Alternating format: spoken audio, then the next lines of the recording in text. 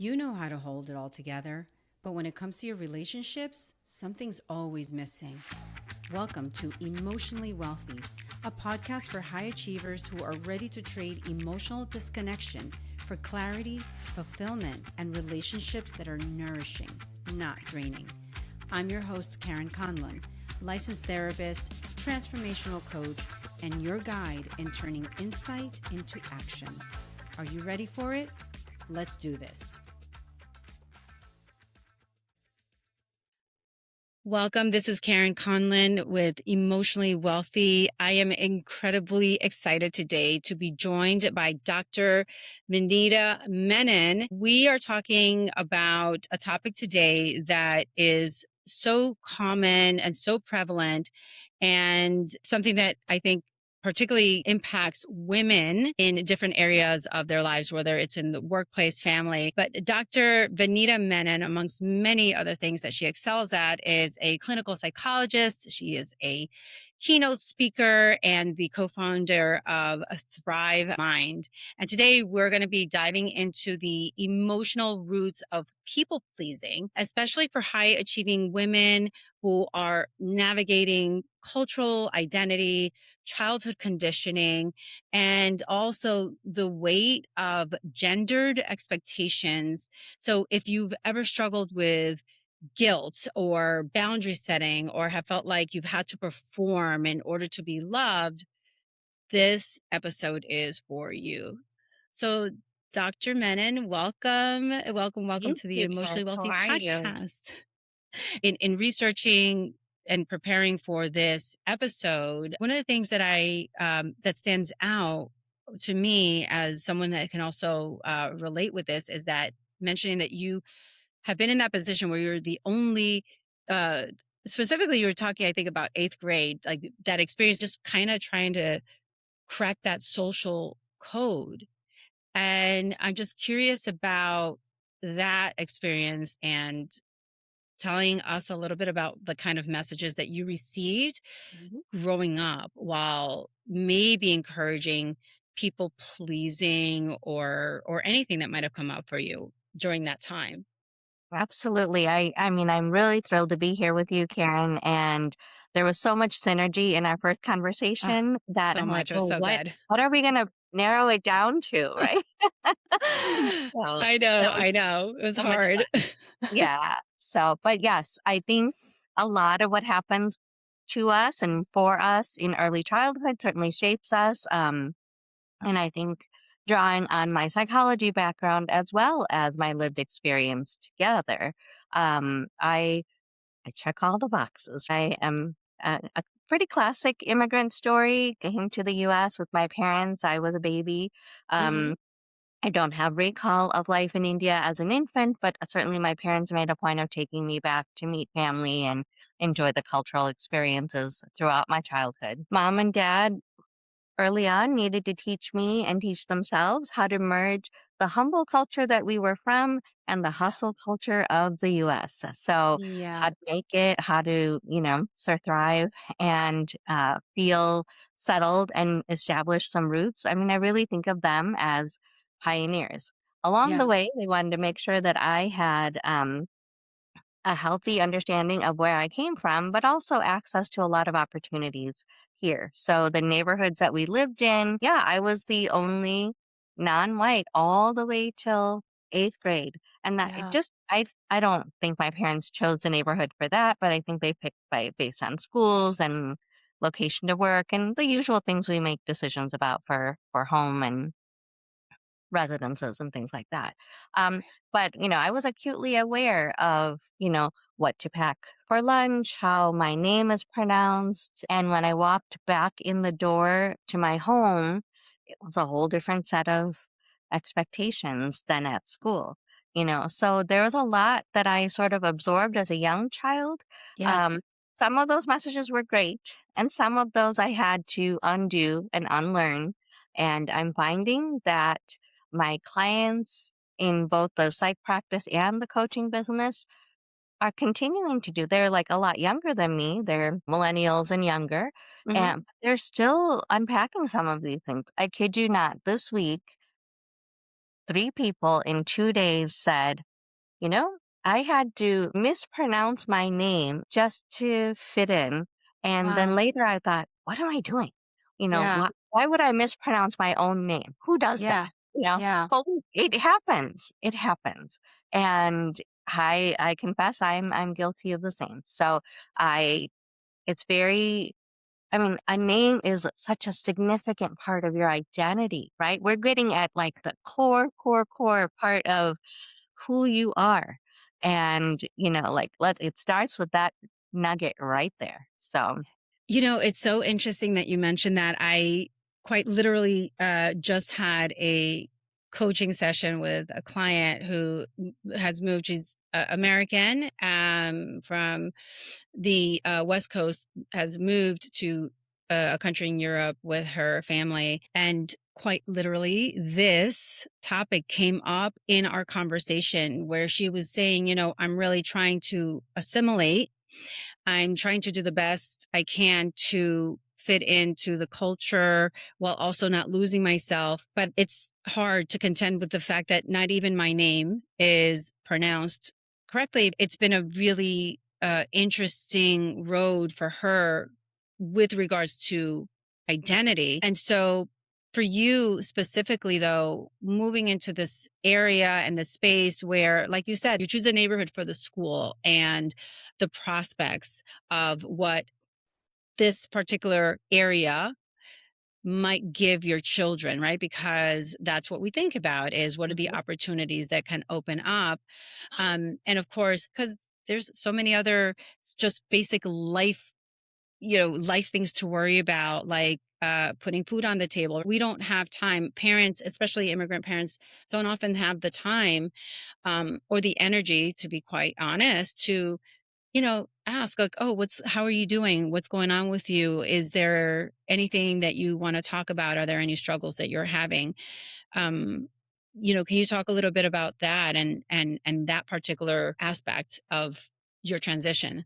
Yeah, I'm laughing a little bit because I think like they just assumed everything was fine. I mean, is there even a question to ask? They're like, she's smart, so everything's good, So, why would we even ask the question, So, no, it's certainly relevant. And Yeah. um, fast forward to me being a parent, and I'm in the sandwich generation, if you will, where I'm caring for and keeping an eye on my feisty older parents and, managing my own household and raising adult children now. So, and so much to navigate. So I do think back often on, what did they ask me? What didn't they ask me? What assumptions did they make?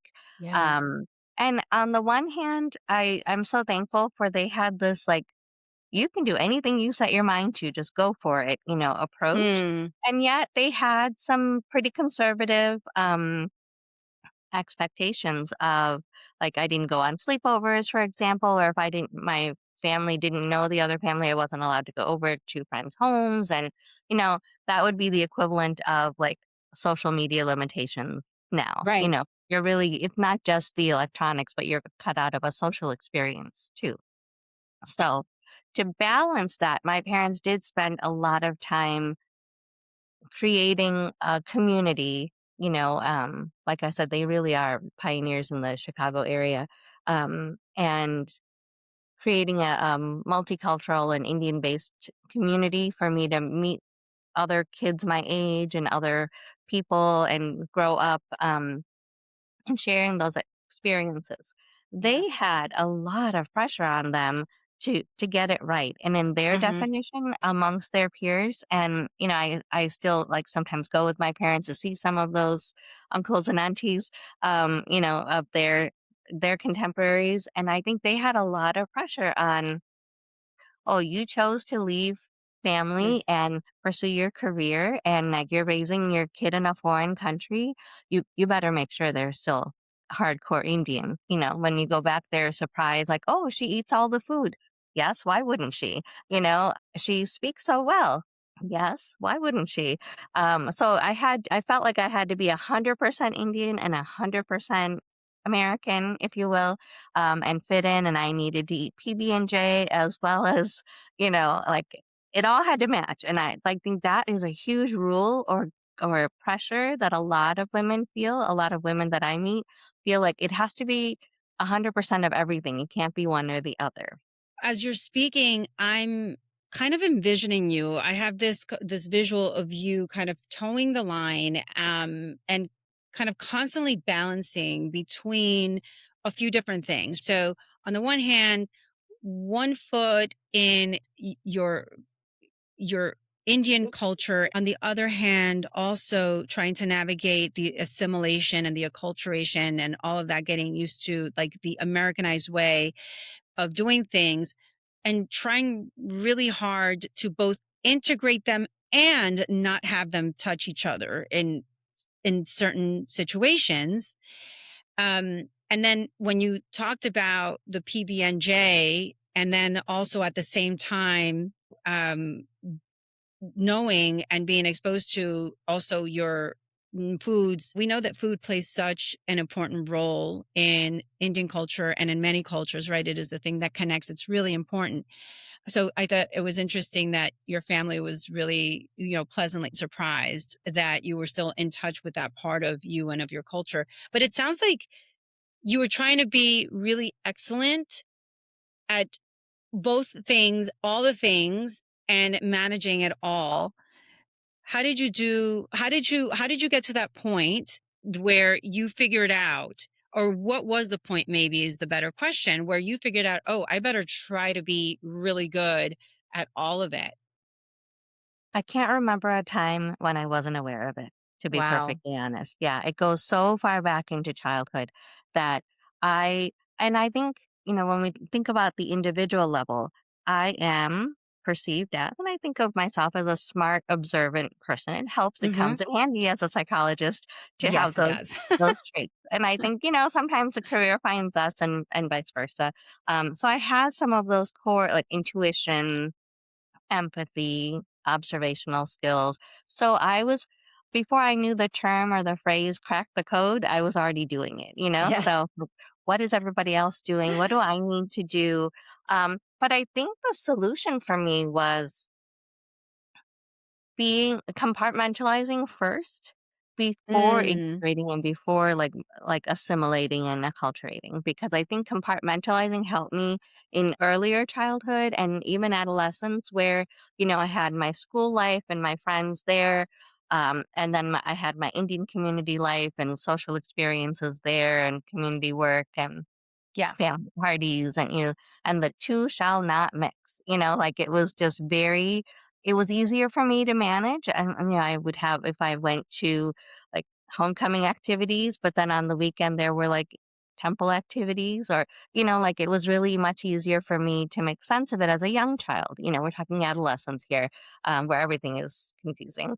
um Yeah. Yeah. and yes, towing the line, yeah, that's about right. So always, I'm also the firstborn.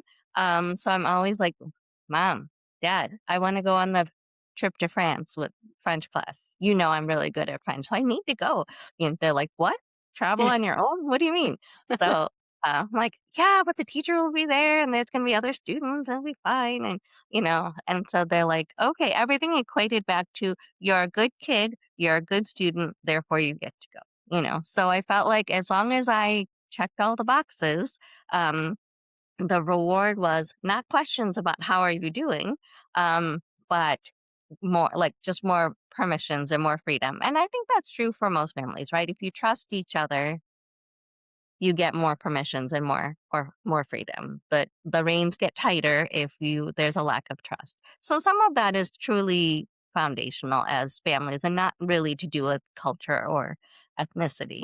Well, wait. I'm hearing a little bit of this genius, though. I think the code that you cracked went beyond like the social norms. I think what I'm hearing is Benita learned very well how to talk to her parents and sort of think ahead already about the questions, the concerns, the anxieties that they might have. Mhm. around you trying an outside experience or what might be considered kind of a foreign Mhm. experience. Yeah. And it sounds to me like you got very good at thinking about what their questions might be, what their concerns might be, and formulating together the responses to those questions. Like, you thought about it. So I think this is something that's an important thing, I think, for both, parents, people who are parenting now, to understand. This is actually a good skill to teach your kids, and it's something that Yeah. you learned, but it's a good skill to teach your kids. Like, these are the things before you come to me with something that you want. And I know that you're not going to know necessarily all the time what I'm going to ask about, but there are some basic things around safety, around supervision. There's certain things that I'm always going to ask about, and that makes the conversation a lot easier. That being said, it also sounds to me like you had a really different experience around permissions and even the people pleasing aspect of the culture. I've had the pleasure and privilege of working with so many people of Indian background or first generation Indian folks who, time and time again, part of the issue that they come for is actually, you know, I feel really selfish trying to make decisions for myself because this is about the collective, and it is about community, and it is about family, and all the decisions that I make, if they feel even a little bit that they are for me and about me, I feel an immense amount of guilt and shame. And so hearing you say to me, you know, my parents were like, go for it, which gave you a lot of permission emotionally, psychologically, I think, to go be out there and do your thing and explore. I don't know, in my experience, that is typical. Can you talk to Mhm. that a little bit? Because that sounds Yeah. like a really different perspective. Absolutely, agreed. And I think this is also a good moment to talk about the different waves of immigration and Yeah. being first gen versus second gen. As a first gen immigrant, immigrating with my parents, we had to figure things out together. My mom and I Mhm. weren't team. We'd go to the grocery store, we'd figure things out. They're very articulate and fluent in English and, literate and all of that, highly educated. But again, there's that social code of like, well, Yeah. I don't think we had self checkout then, but just like the process of navigating the grocery store or customer service somewhere, or order Yes. Chinese food, things Yes. like that, Yes. the usual everyday things. I'm Um, laughing because I'm like, yeah, you're bringing me back to my like, childhood. yeah, right. The basic things, like must have Chinese food. So, um, so we kind of figured things out together. I'm like, hey, this it's almost like teaming. Like I figured this out. I heard about this, and we'd like pool our resources and figure it out together. Now, I didn't forget the hierarchy of they are the parents and I'm the child, Mm. but I would Mhm. also sort of like support them. It wasn't a parentified, experience at all. But we'd pool our resources.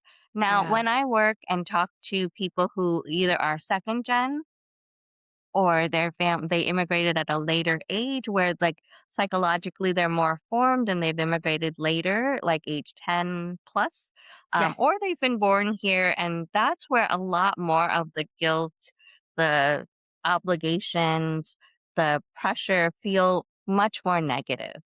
Yes. So because there's so much more like, well, I'm an American, I was born here, why do I have to concede Yes. to this other expectation? And here's the other piece. Families, parents who they're doing this for the first time too. So they're Yes. immigrating for the first time and acculturating and learning all these things. What I have found in my research is that the immigrants who come over, their development freezes Hmm.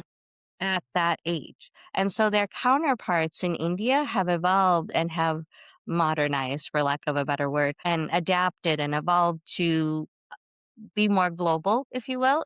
Like my cousins and I now all watch the same shows, regardless. I have cousins in Australia, Europe, India, US, and we're all Mhm. watching the same shows. Like we're talking about the same, like, did you see this? And so it's much more global.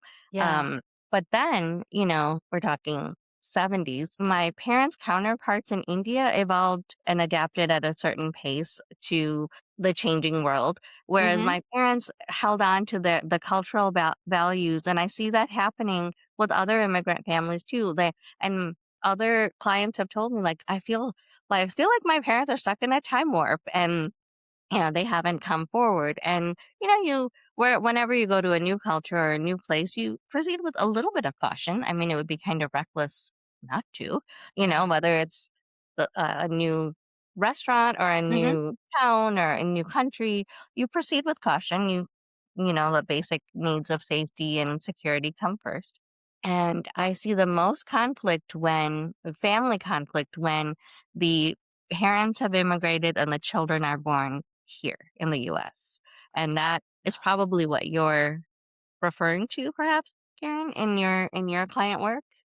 I mean, that's such an interesting thing that you've brought up. As you were talking about it, I'm envisioning in my mind the different, not only the different people that I've worked with, but even my own experience of Mhm. being a first generation um, here, born here.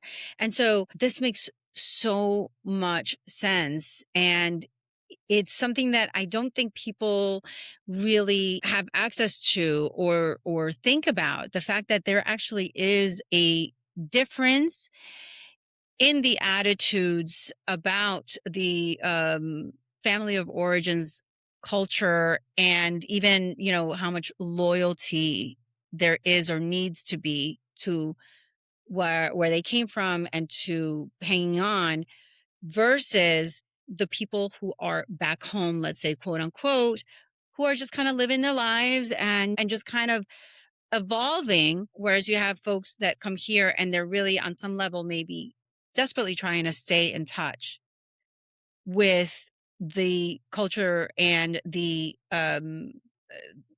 values that were left behind, and getting stuck in that time warp. That makes an incredible amount of sense.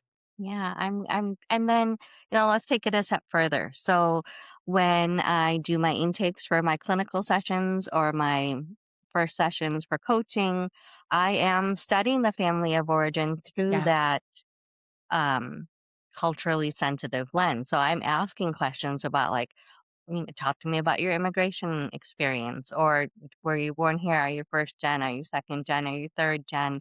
You know, what are the factors and influences that drive you? So I'm really, even at that first appointment or first conversation, wanting to tap in and kind of create. We all do that, right? As clinicians, we look at family of origin and it's like pretty straightforward, like clinical history and things like that. But when we Yeah. get to the developmental piece, there's this extra layer that we really need to pay attention to. Um, that helps me formulate, and make a case conceptualization, if you will, and understand like what could be some factors. And going back to something you said earlier about like, I cracked the code of my parents and figured out what they needed to hear. I mean, Yeah. that's serving me quite well as a clinician, isn't it? So, like we do this, and when we Mhm. attend to our clients and we pay attention, we look a little ahead for them, like anticipating what they might need and what direction the conversations will go. Working in partnership, of course, but also having a plan. Yes. Um, for each session and for the whole, you know, therapy experience. So I see a lot of parallels there. Yes. Yeah.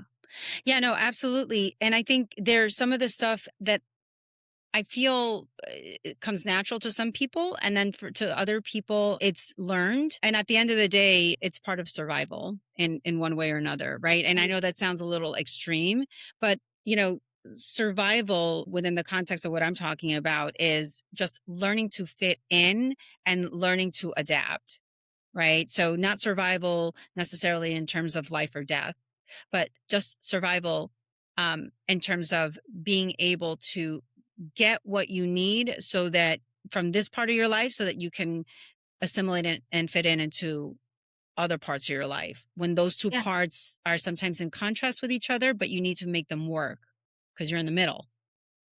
And related to the people pleasing, we can be, a lot of times people have said in so many words, like, I feel like a chameleon. What does a chameleon do? You change colors just fit in and survive and adapt to your environment so you don't stand out.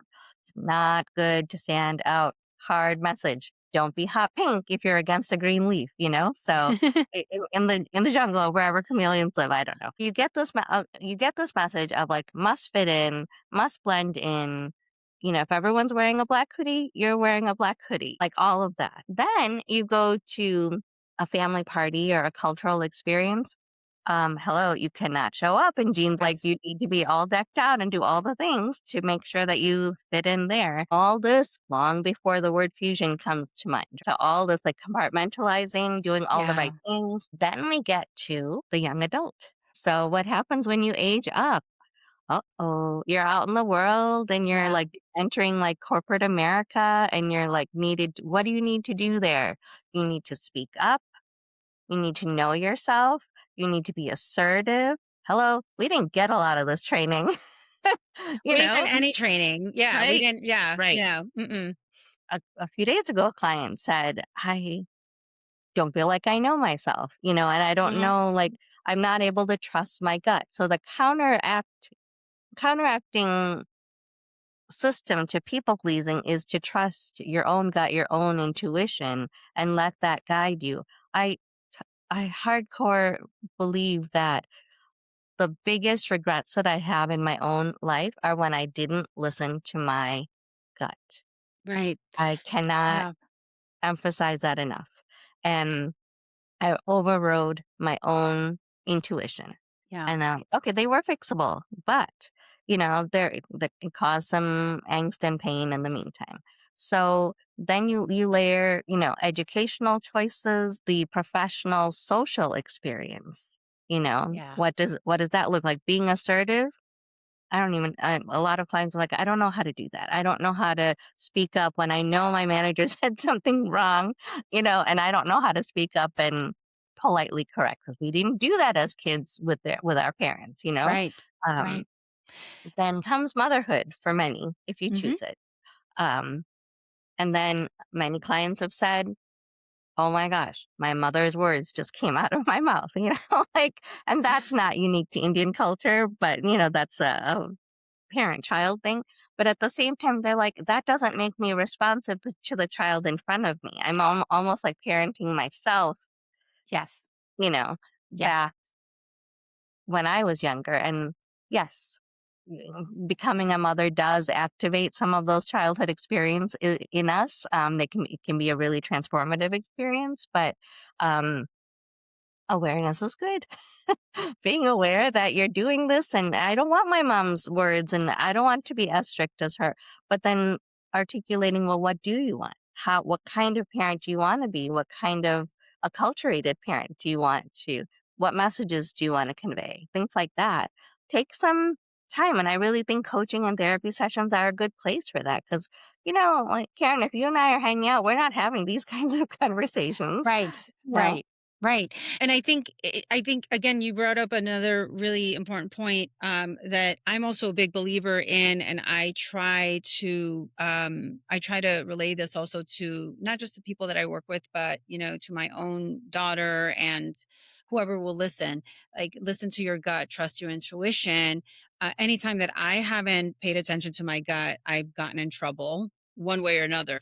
Um, so what happens, or how do we then navigate or mitigate when you've got on the one hand your gut and that instinct that we have, like women, I think I can only speak for women, but like I think women in general have a very strong intuition.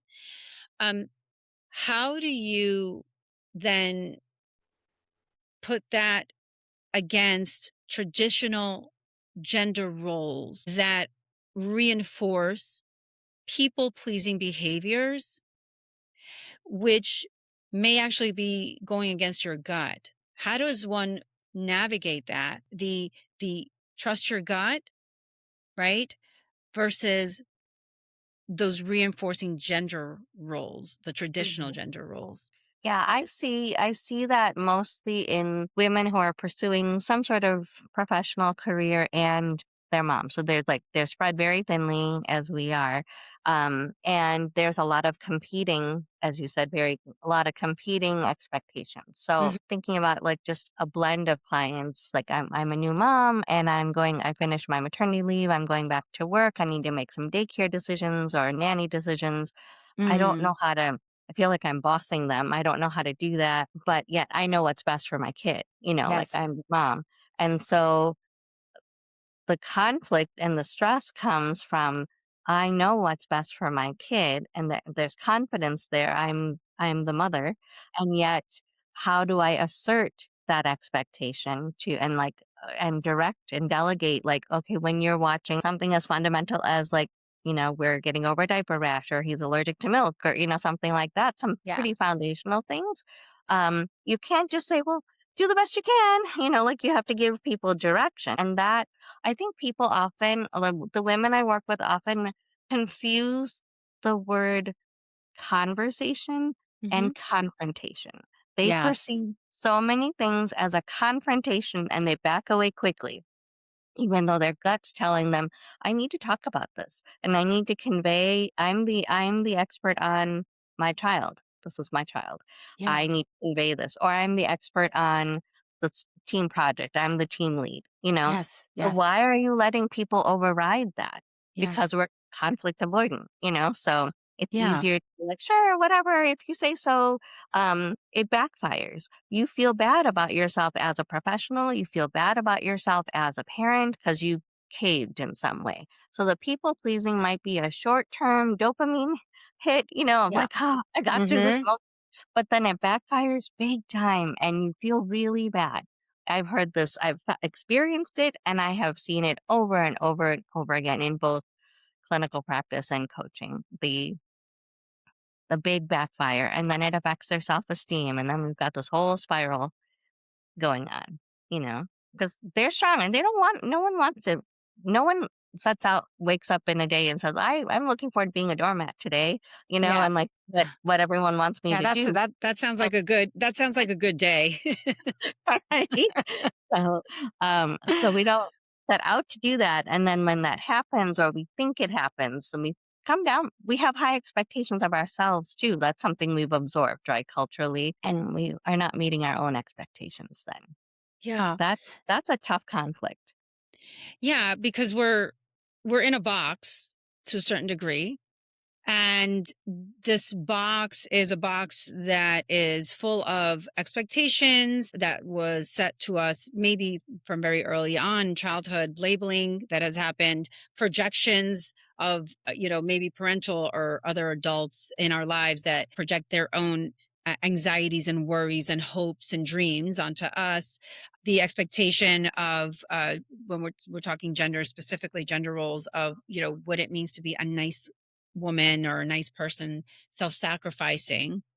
And so to the person or the people who are listening to this and saying, okay, this resonates, like I'm listening, I'm paying attention here, I'm in that box that you're talking about. How do I crawl out of it? What does that mean? What does that even look like? Because in the world that I live in, as a woman, I'm expected to be nice and I'm expected to be accommodating and I'm expecting to be self-sacrificing. So, the thought of not doing those things feels so out of sorts and so bad. But I think that sometimes there's this feeling of like I have to be all or nothing or do the all or nothing. So how do we start to slowly crawl out of that box when we are in that box that expects us to be all of those things that I just mentioned?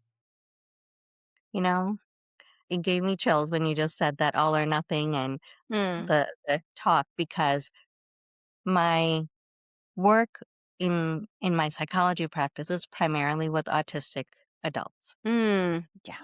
And I work with children and adolescents. Now I work more with adults and women. So, what are we talking about in these sessions? They might be newly diagnosed. We're talking about Yeah. cracking the social code. We're Yes. talking about good observation skills, how to camouflage appropriately, and when is Mm, camouflaging too much and masking too much. We're talking about all or nothing thinking, you know, the Mhm. polarities. That's a core feature, that to get clinical for a second, that cognitive rigidity that comes with that diagnosis, Yes. potentially.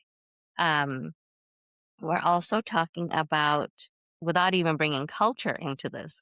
So Yep. that was my early work in my career and continues to be. Then all of a sudden, I'm like, wait a minute, I see a lot of parallels here, you know, Yeah. Yes, with absolutely. immigrant life and women juggling all of these roles. And so the same thing that I work on, packaged a little differently, of course, but the same things are true. Like we think, what are talk bubbles? What are you going to say versus what are your inner thoughts? And the two shall not, mix without your control over it, right? So there's your inside thoughts and your outside talk. Um, some of my, I think of some of the adolescent autistic boys that I work with that I enjoy their time with them so much. And, but they're like, oh, it's all coming out. I'm Yes. it's all coming out.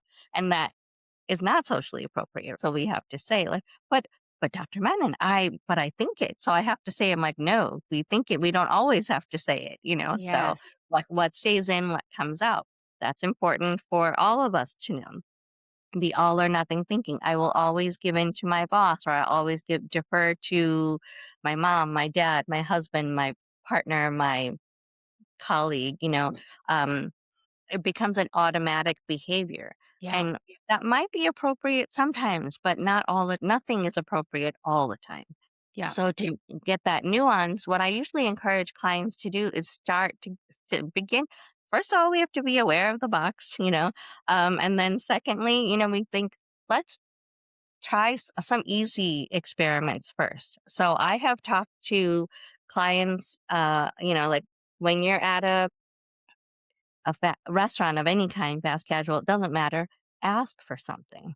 Mhm. Ask for a straw, ask for an extra napkin, ask for the hot sauce, I said, you don't have to go straight to like, take this back to the kitchen. It's not what I ordered, you know, but just ask for a refill, ask for something, like practice asking.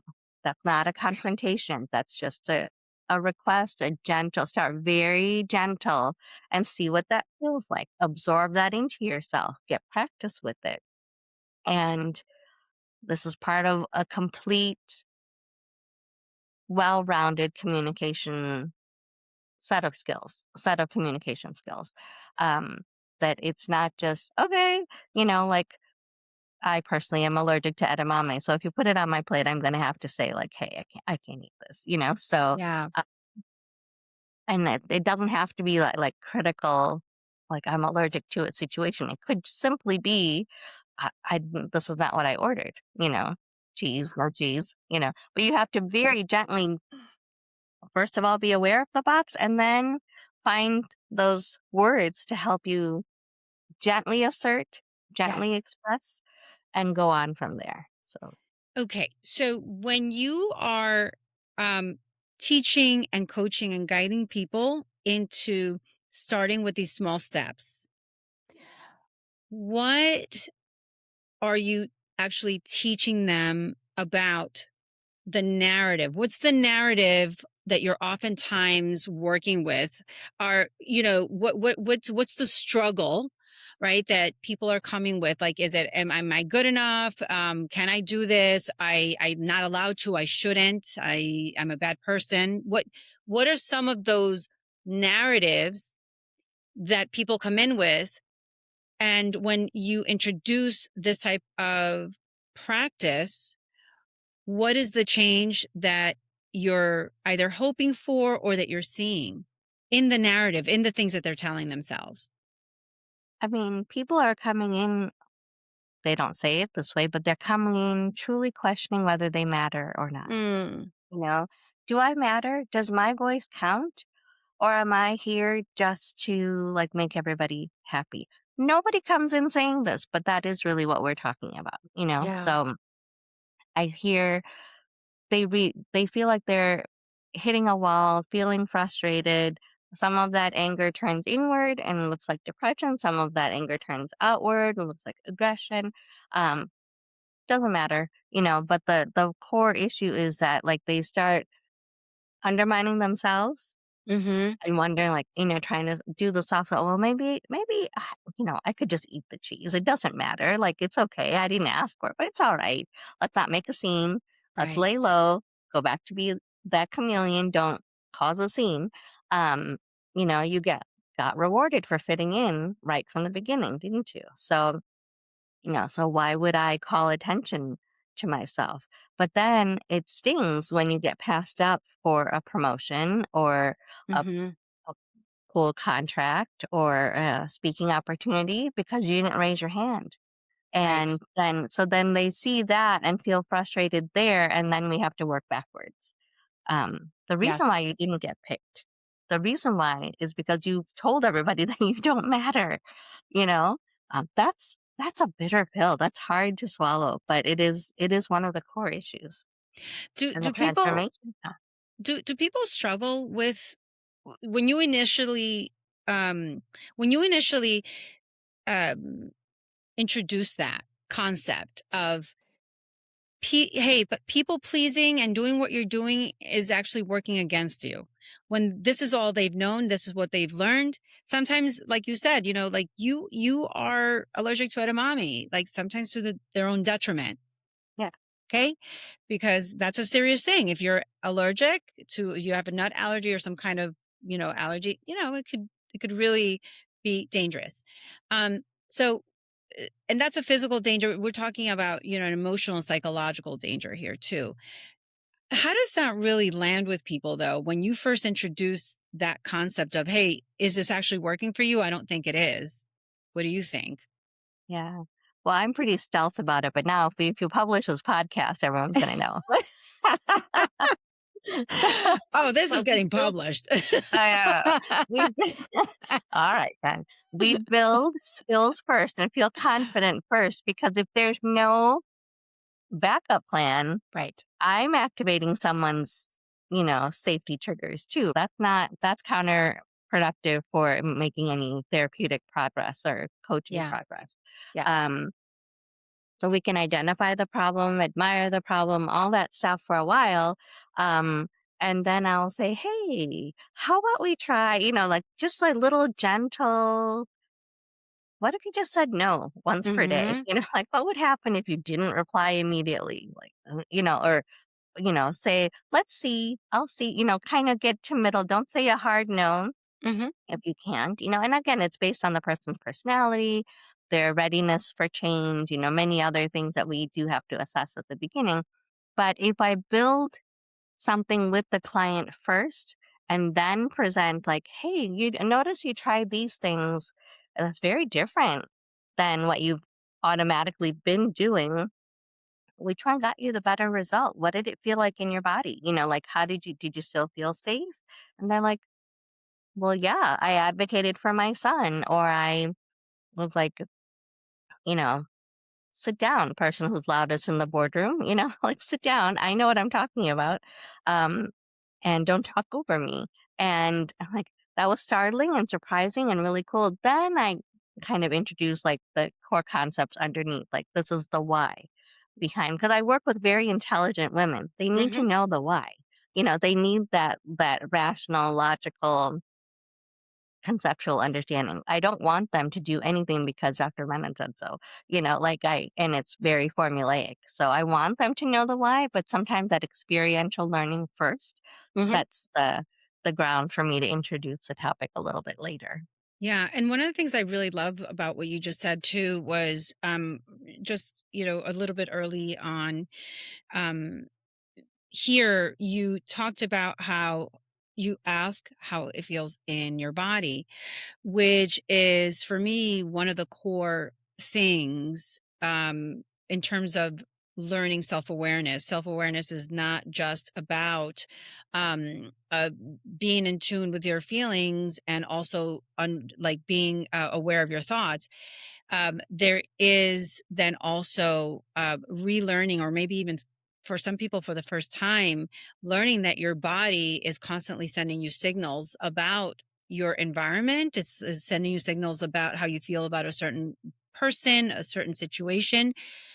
We may learn that we're supposed to repress those things in order to fit into this particular crowd, or maybe dismiss them or minimize them. Like, there are a lot of things that we do with the signals that our body gives us. But if we start actually giving ourselves permission to tune in and combine all those things, right? The thoughts that we're having, and how are those thoughts making us feel? Oh, and where am I feeling it? Um, I think this is a way of people learning how to, even sometimes, even before you're aware of the thought, your body will start giving you signs around how this might be feeling for you, or how this might be landing for you. Um, is that something that you also find as an important piece in, helping people get out of the people pleasing way of life and leaning a bit more into uh, authenticity with themselves, right? That meta authenticity that Mhm. everybody is kind of looking for, um, in so many ways. So most of the time when clients come in, my experience has been they're acutely aware of either their negative thoughts or their negative feelings. Mm, Rarely are clients aware of what the body messages, yeah. the nervous system messages.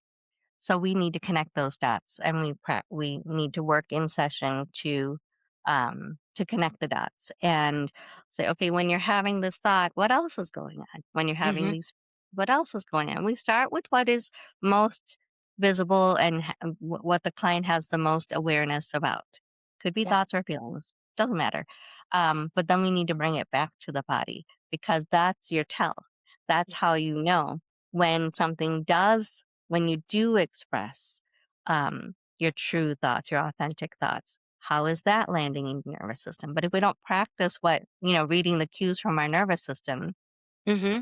we won't know when something changes, right? So, I talked to a lot of people all week long, as I'm sure you do, Karen. But when I talked to you, I felt bright and calm and excited, and my shoulders went down, in our first conversation. So I was very aware of that.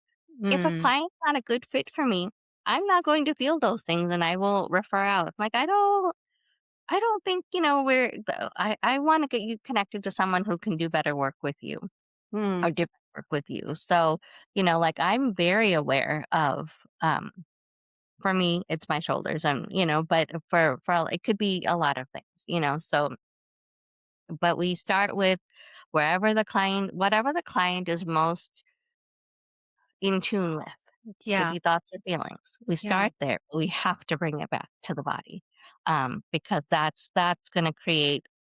And here's the other thing people come in with a lot is like, I don't have a picture of what the path forward looks like.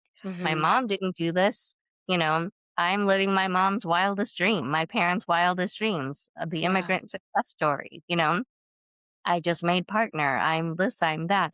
I can't ask my parents anymore because I've surpassed them in some way. I don't have a mentor. I don't have a picture of the path forward, Yeah. um, which is terrifying, you know? Yeah, I So mean, we and that's start, that's a you whole know, other that's even a of whole course, other conversation about the ROI, the pressure. I call it the immigrant child's ROI, like the pressure of the that's good. return on investment. Mhm.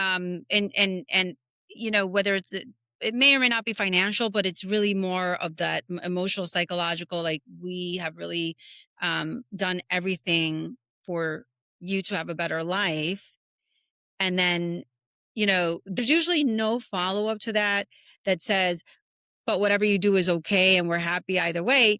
It's usually kind of left silent and you fill in the blank. And so the underlying message is, whatever it is that I do, I must be liked in order to be safe. Whether it is I'm liked because I have a certain title or I'm doing a certain job, but safety for people pleasing. or in the realm of people pleasing, oftentimes comes in the form of finding how am I liked? How do I make sure that I'm liked? Because being liked means being let in, being allowed in, being kept in, which means safety, right? It's social safety. Doesn't mean it's emotionally or psychologically safe, Right. but socially there's an acceptance and there's a certain amount of safety. So I'd love to kind of switch gears now and talk a little bit about maybe some tools or strategies. I'm really big into helping people walk away with practical tools, practical strategies, things that they can actually apply, realistic things. um, because you and I both know that not everyone has access to therapy or coaching. I really do like for clients to leave with a menu of options to Hmm. play with and test out. Um, in their regular lives. And yeah, asking for things in a gentle way, practicing asking for making requests before it gets perceived as aggressive or assertive or anything is important. Another one is to just repeatedly ask the question, what do I want? Because sometimes Mm, we lose that. We lose even remembering to ask, like, what do I want? yeah. And we're waiting for someone else to ask us, what Yes. would you like? It doesn't even have to be a big deal like a contract negotiation or, something like that. But what do I want out of this conversation? You know, Mhm. um, I want to be heard. I don't want someone to override me. I don't want, often people will say what they don't want, and I'll keep persisting and say, but what do you want? What do you actually want? Because that'll get closer and closer to that core value. If it's being heard or being told, like, that's a great idea. Like, I want to be told that I'm brilliant, like, or Yeah. something, like, how bold of me, or I want to be perceived as friendly or approachable or whatever, whatever that outcome is often a reflection of that person's core values or what they think is significant to them. So when you start by asking yourself, it's safe because it's just an inner dialogue. Yeah. It's invisible work. You don't have to put on a parade about it. So it's your work. It's private. Privacy is very important in many cultures, but ethnic cultures especially, privacy is Yeah. huge. So, and a lot of people are like, well, therapy means I'm talking to somebody about it and it's public now. And so I need to set the stage for that as well. But um, asking asking for making requests of others that are gentle, asking yourself, what do I want? You might not always get it, but it's important to ask. You Yeah. lose voice. You don't even know anymore. Someone just told me, like, I don't even know. Do I have hobbies? I don't know what those are. I don't think I have them anymore. I don't know. Um, I'm like, oh, okay. Like, you might Wow. not have time right now, but you should know what they are, like what your interests are.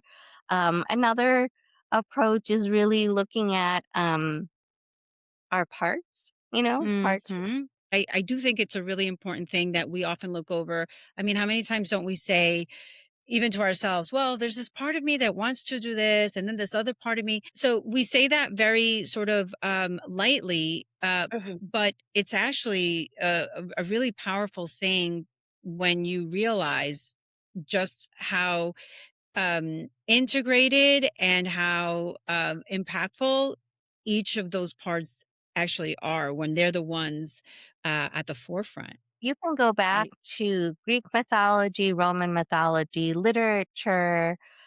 These are some of my hobbies and passions. You can go to um, cultural or sociology, explorations, and know that there are roles and definitions, archetypes, the hero story, Hmm. depending on which discipline you're talking about, there Yeah. are different terms for it. In psychology, we call it internal family systems. We have different core parts of ourselves that may or may not get activated in certain circumstances. Hmm. And that part is out of balance and it's louder and maybe demanding in some way. So if I have an unmet need at a certain age or stage, and that need is loud, it comes to rushing to the forefront. If you're used to being told, well, you don't count, like getting overlooked, then that's a vulnerable spot for us. Yes. And that sometimes we overcorrect. Hmm. And really the end goal is to say, like, whose voice are you hearing? Who is that? Is that 9-year-old Anita? Is that 15-year-old? Like, who is that? Um, but it's certainly not sounding like professional Dr. Menon, like it's not sounding like that. It sounds like somebody else from your past, your own past. Hmm. And no, I'm not talking about multiple personalities here, like Yeah. Yeah. that's a myth. And we're talking about different aspects of you that in some cases are louder than others. Um, and they're in the driver's seat. And that's where it doesn't feel quite right because that's not who you are right now Right. in the Right. space and time. And so of course it's not going to feel authentic, you know, right? How Yeah. can it? Yeah. How can it?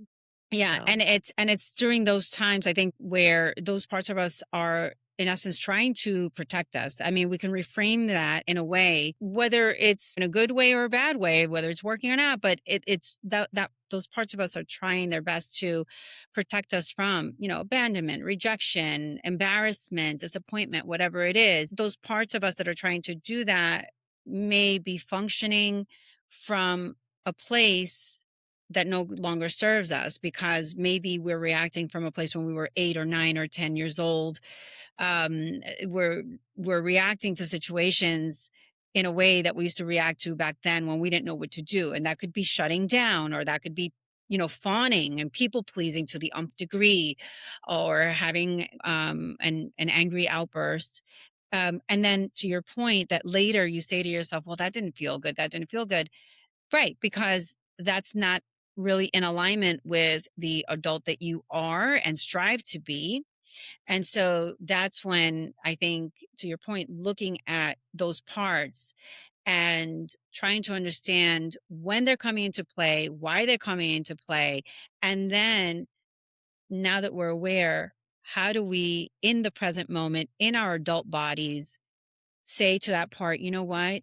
I really appreciate what you're trying to do. You've been so good, so helpful in the past. I think you can relax now. It's okay. I've got this. I I'm got I'm this. working with Dr. Menon. I've got this. And know that those parts are going to show up once in a while until your mind, your body says it enough to tell that part, it's okay. You don't need to show up. But that takes Absolutely. learning tools. That takes the learning of tools and the strategies and the awareness, the self-awareness that we're talking about here. There's so much more that we could talk about, but I would love to for you to let people know where and how to get in touch with you. I know that you have a therapy arm and then you also have a coaching arm. So if you could just let our listeners know, that would be great. And it will also be in the show notes for anyone who would like to revisit that or need a reminder. It'll be there. Absolutely. Thank you. I I can't believe how fast this hour I went. know. I was just Yeah. thinking that. But yes, I'm based in the suburbs of Chicago. I have a hybrid psychology practice called the Thrive Collective because it is a blending of school psychology, clinical psychology, med management, speech and language, a variety of things. And so, of course, you'll have the website address there. Mhm.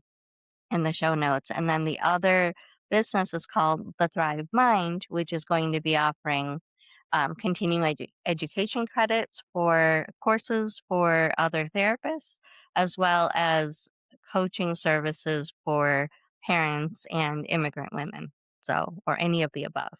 So, that is just a passion project that has really taken off and as really an outcome of not everyone needs a clinical diagnosis and needs like that therapeutic service, but there's still a place for offering support and collegial, um, mentorship. So I, it's really a merging of all the different roles and positions that I've held in the past, and it really kind of comes together in these two businesses. And Instagram and I had a little fun where for 2 months I didn't have an account, or everyone else could see it, but I couldn't get in. So I have two Instagram accounts. Again, we'll put it, they're very similar. Um, But there's a lot of freebies, and I'm bringing it up because there's a lot of free resources, built in there as well. And I try to post little bits that are actionable and that are that you can watch the reel, Hmm. put it in action pretty quickly. Because you're right, I want this to be accessible for people. I don't want to keep it behind a curtain or something. I think it's Yeah. really important that we share the wealth, and I thank you for the opportunity to do that today. Thank you so much for being here today, for taking the time. Your work is meaningful in so many ways. You're touching so many people's lives. And I am humbled and feel incredibly privileged to be able to sit here with you, share your knowledge, get your knowledge, and be able to put it out there for, anyone who might want it or need it. And so thank you again, Dr. Menon, for being here today. And everyone, whoever is in need of listening to a little bit more or a lot more, please visit Dr. Menon's websites, visit her Instagrams. She's got two now. So, And for the rest of you, if this episode resonates or if there's someone who you feel needs to hear it, please share it. And in the meantime, until next time, stay grounded, stay connected, and stay emotionally wealthy. Thank you for being here. Thank you, Dr. Menon. Thank you. Oh, hey, quick reminder for you that this podcast is for informational purposes only and is not a substitute for professional advice, diagnoses, or treatment. Always consult a qualified professional with any questions you might have.